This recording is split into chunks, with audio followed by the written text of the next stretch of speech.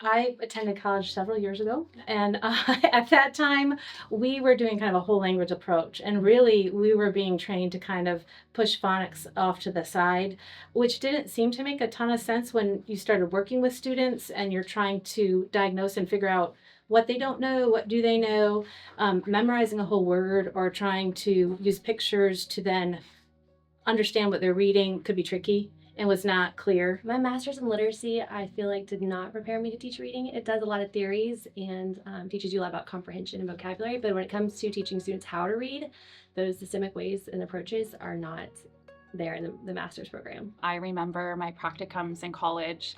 We were looking at, balanced literacy and looking at leveled readers and, rotating through groups, but not really having a phonics instruction to work with.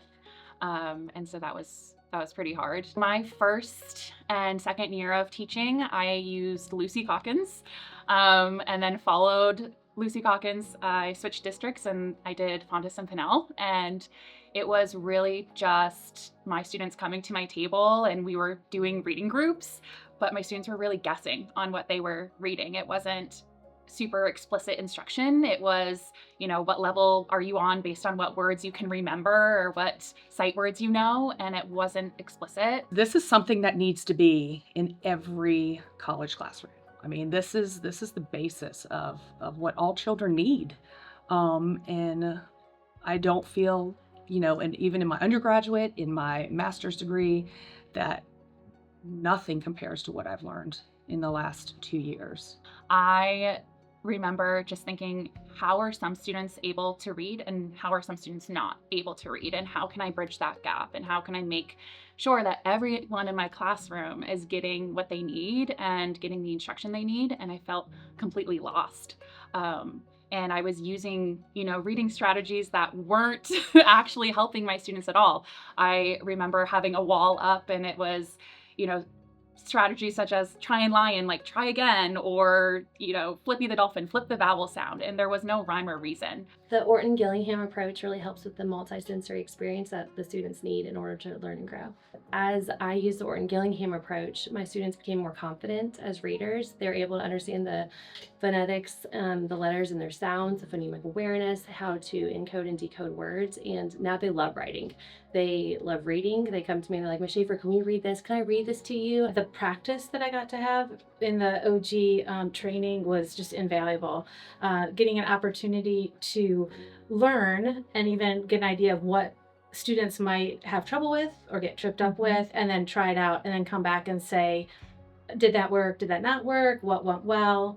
How are we going to change things up? And just sharing aha moments, like, oh, that's why we divide words like that. That's a syllable. Just things like that I was never instructed on as a teacher, but make so much sense. Even those that came into my room who began struggling are no longer struggling. I mean, my children who, can I say, have IEPs, have made 100%, 150% gains this year academically. Even my high kids, I think really pulling in that morphology with them and talking about base words and root words has really stretched my children, who are even my highest children, and wanting to learn.